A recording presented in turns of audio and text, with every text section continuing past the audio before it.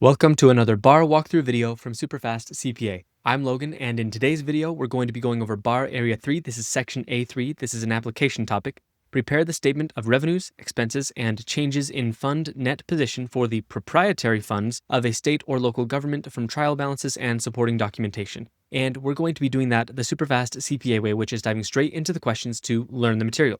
Now, if you don't know much about our strategies, make sure you go to SuperfastCPA.com and sign up for our free 1-hour webinar training. In that 1 hour, we will teach you the key ingredients to passing the CPA exam so you don't waste months or even years of your time failing exams. And after you watch that, you're going to want to learn more, so make sure you also check out becoming a SuperfastCPA Pro member. Pro members get access to the full versions of these videos. So in today's YouTube video, we're only going to be going over 5 questions, but SuperfastCPA Pro members will get access to the full 10-question version when we post it in the member forum. So if you like this and you like our other products, make sure you check out becoming a SuperfastCPA Pro member to get access to a lot of great stuff, including the full versions of these videos. Now, with all that said, let's dive straight into the questions. All right, here we are at question 1, and something I always like to point out when it's an option is you want to read the last sentence of a question first, especially in situations like this where there's a lot of information. Read that last sentence first because very frequently it will give you an idea or context for what the question really is, what you really need to be figuring out. And this is very helpful for test day. So let's do that here. What amount represents the change in net position for the water utility fund? Let's go up to the top. A city operates a municipal water utility, which is reported as an enterprise fund. And remember, we talked about enterprise funds and inter-service funds in the previous video. The following events occurred during the year. The utility billed $5 million in charges for services. It recorded $1,200,000 in operating expenses, including $200,000 of depreciation. The City Council authorized an inter-fund transfer of $300,000 from the general fund to help finance operations, and the utility paid $100,000 in interest on outstanding bonds. So what is the change in net position for the water utility fund? Now, if you don't really remember what change in net position means, that's okay. We're going to learn about that and learn how to calculate it here in this video. But if you have an idea, maybe give this a try, and when you're ready, come back, we'll look at the answer together. Okay, here we are. The answer is $4 million. That's answer D. So let's go through this. The statement of revenues, expenses, and changes in fund net position for proprietary funds uses the accrual basis and includes all revenues, expenses, and that includes depreciation, non-operating items, and interfund transfers. So we start with the operating revenues, we subtract the operating expenses, and that includes depreciation, so that's $1,200,000. So we have operating income of $3,800,000. Then we subtract the non-operating expense, which is the interest, and that subtracts $100,000. So that leads to $3,700,000, but then we do add in the interfund transfer in, which is $300,000. So the change in net position is $4 million. So the change in net position reflects the combined effect of revenues, expenses, non-operating items, and interfund transfers. So it's pretty simple, fairly straightforward. It's kind of like a normal income statement for a business. This is a very basic idea of how you calculate it. Now let's go to the next question. All right, here we are at question 2. How should these transactions be reported in the statement of revenues, expenses, and changes in fund net position? Let's go up to the top. A city's airport enterprise fund receives $500,000 from the general fund to help finance operations. The airport also records $200,000 in federal grant revenue for security improvements, and we're assuming it's an operating grant. We're just assuming that. If you know what that means, that's great. If not, again, it's okay. We're just learning some very basic principle in this question, even though it provides no direct goods or services to the federal government in exchange. So again, how should these transactions be reported? Are they both going to be reported as operating revenues? Is the $500,000 an interfund transfer in, and is the $200,000 a non-exchange revenue? Or are they both non-operating expenses? Or is the $500,000 a liability and the $200,000 deferred revenue? So how are these going to be treated as far as reporting in this statement of revenues, expenses, and changes in fund net position? Now, if you have any idea or if you want to give this a try, that's great. If not, that's okay. We're going to look at the answer together and learn.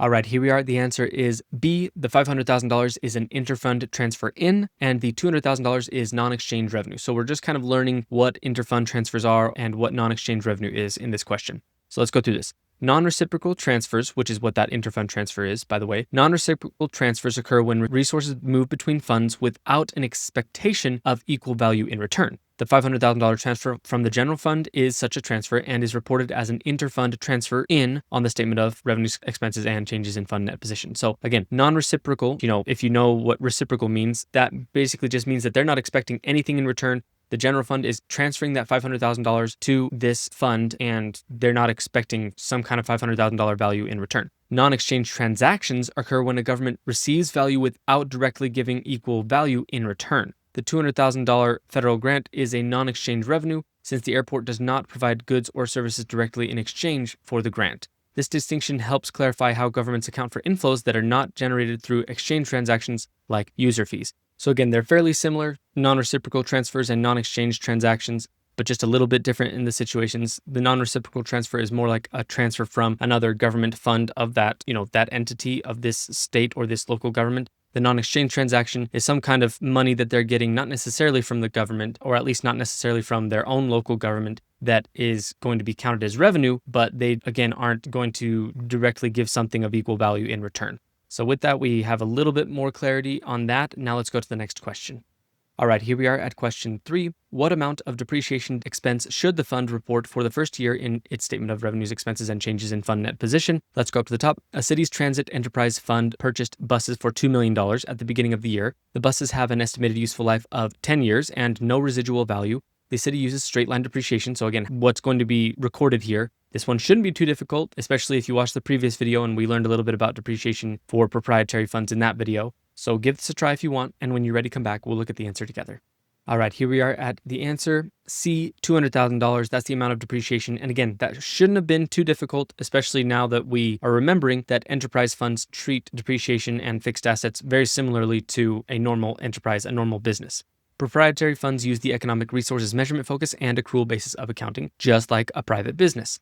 That means depreciation must be recognized on capital assets. Cost of the buses was $2 million. The useful life was 10 years and there was no residual value. So $2 million divided by 10 is $200,000. That's the amount of depreciation expense that there is going to be each year. Again, not too difficult. You just need to remember that for proprietary funds, they treat it basically like normal depreciation. Now with that, let's go to the next question.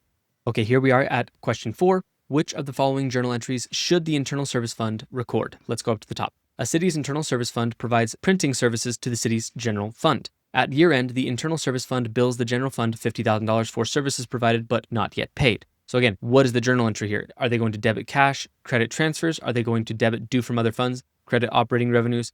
Are they going to debit operating expenses, credit cash? Or are they going to debit interfund receivables and credit non-operating revenues? If you know, or if you have a guess, that's great. Maybe pause the video. If not, if you have no idea what the accounts are going to be, that's okay. We're going to look at the answer together right now. All right, here we are at the answer. B, you would debit due from other funds and you would credit operating revenues. And of course, it's for the $50,000 because that's the amount of money that we're dealing with here. When an internal service fund, remember there's two proprietary funds, there's the internal service fund and an enterprise fund. The internal service fund provides services to another governmental unit. It records a receivable from the other fund and recognizes revenue for the services provided. The receivable is recorded as due from other funds since payment has not yet been received, and the revenue is recognized as operating revenues since the transaction arises from the fund's normal service activities. And by the way, something you may see in your review course is it could also be called operating revenues control, but at any rate, just think operating revenues. I think that you'll typically get the correct answer if you know that. This treatment reflects that internal service funds are accounted for in a manner similar to private sector businesses, recognizing revenues when earned. So again, they are going to recognize the revenue once it's earned, even if they haven't received the money, because again, it's treated kind of like a normal business. Now with that, let's go to the next question. All right, here we are at question 5. What amount of interest expense should the Airport Enterprise Fund report for the year ended December 31st? Let's go up to the top. A city's Airport Enterprise Fund issued $5 million in bonds on January 1st with an annual interest rate of 6%, payable semi-annually on June 30th and December 31st. By December 31st of the same year, the airport had made its June 30th payment of $150,000, but had not yet paid the December 31st payment, which will be made in January of the next year. So again, what amount of interest expense are they going to have reported at the end of the year, December 31st? Think about this. This one shouldn't be too difficult, but maybe you don't know how this works with proprietary funds. So think about it, and when you're ready, come back. We'll look at the answer together. All right, here we are at the answer. B, $300,000. Again, this one shouldn't have been too difficult, but if you didn't really know how it worked with proprietary funds, then you might have been a little bit confused, but really it's just kind of like normal interest expense. Let's go through this. Proprietary funds, such as enterprise funds, use the accrual basis of accounting. Interest expense is recognized when incurred, not when paid. So they have the bond principal of $5 million, annual interest rate of 6%. So the annual interest expense total will be $5 million multiplied by 6% is $300,000. Now this is where you could have gotten mixed up potentially. Even though only $150,000 was actually paid during the year because they haven't paid the other half until next year, the remaining $150,000 accrued at December 31st must also be recognized as an expense. So they're still recognizing it as an expense even though they haven't paid it. They're going to pay it the next year. So the total interest expense is the $300,000, even though they've only paid $150,000, because when you originally debit it and credit it, you're debiting interest expense, you're crediting interest payable. And then once you pay it, you debit interest payable and, maybe credit cash or something like that. But the interest expense is debited at the very beginning and just stays. So even if you haven't paid it yet, you debit interest expense. So again, very similar to normal accounting for a normal business. That's kind of the point of proprietary funds, is it is basically a government-run business. Now, with all that, we learned a lot in 5 questions, and before we do anything else, let's do one more part of the SuperFast CPA process called Pillar Topics.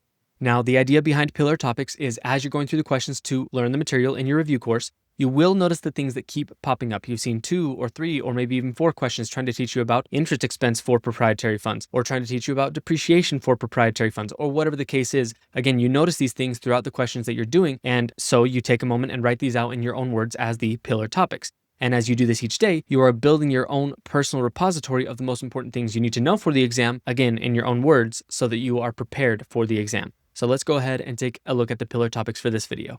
All right, here we are at the Pillar Topics. Again, the basic idea here is these are the key points, the main things that we pulled out from the questions. You can write these in your own words. In fact, you should write these in your own words. So your wording might have been a little bit different than what I have right here. But again, we're pulling out the key concepts, the Pillar Topics. Let's go through this. First, change in net position is operating revenues less operating expenses, and that includes depreciation, and that gets us operating income. Then we add or subtract non-operating items like interest and transfers and capital contributions to get the change in net position. So that's how we get the change in net position, is all of those. What doesn't count in the change of net position is budget moves, like where the budget moves across the appropriations or encumbrances, and we didn't dive too deep into that. They don't touch the change in net position. And again, those weren't really something we mentioned because that's not how you calculate the change in net position. Those are legal controls, not accrual results. And now let's go to the next one, transfers versus non-exchange revenue. Non-reciprocal transfers are between funds, recorded as transfers in and out. Non-exchange inflows, grants, donations, taxes are revenues because there's no equal value given back. So they're getting money and they aren't necessarily having to give the exact same money back. Whereas with a non-reciprocal transfer, it's similar, but it's specifically between funds. Now let's talk about business-like accounting and specifically depreciation. And again, what I'm trying to remind you here is with a proprietary fund, it's very similar to a normal business. Proprietary funds book depreciation just like a company, straight line or whatever method is used, so assets hit expenses over their lives. And internal service fund billing and interest accrual, again, similar idea here. When internal service funds bill other funds, they debit due from other funds and they credit operating revenues, and interest is accrued when it's incurred, even if the payment date falls after year end or on off-cycle semi-annual dates. Basically just reminding you there that when you have interest expense, even if it hasn't been paid yet, you're still accounting for the interest expense once it's been incurred. So again, all of these are just kind of a reminder that proprietary funds are treated very similarly to a normal business.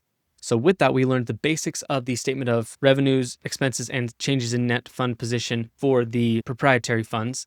And that is the end of the 5-question YouTube version of this video. Remember, SuperFast CPA Pro members are going to get access to the full 10-question version of the video when we post it in the member forum. So if you like this and you like our other products, make sure you check out becoming a SuperFast CPA Pro member. And the easiest way to do that is by first going to SuperfastCPA.com and signing up for our free 1-hour webinar training. In that 1 hour, we will teach you the key ingredients to passing the CPA exam so you don't waste months or even years of your time failing exams, and that will give you a much better path to learning about and becoming a SuperFast CPA member, especially a SuperFast CPA Pro member. So check out the webinar, check out becoming a Pro member. If you liked this video, make sure to like it and leave a comment. I hope it was helpful, and I will see you in the next one.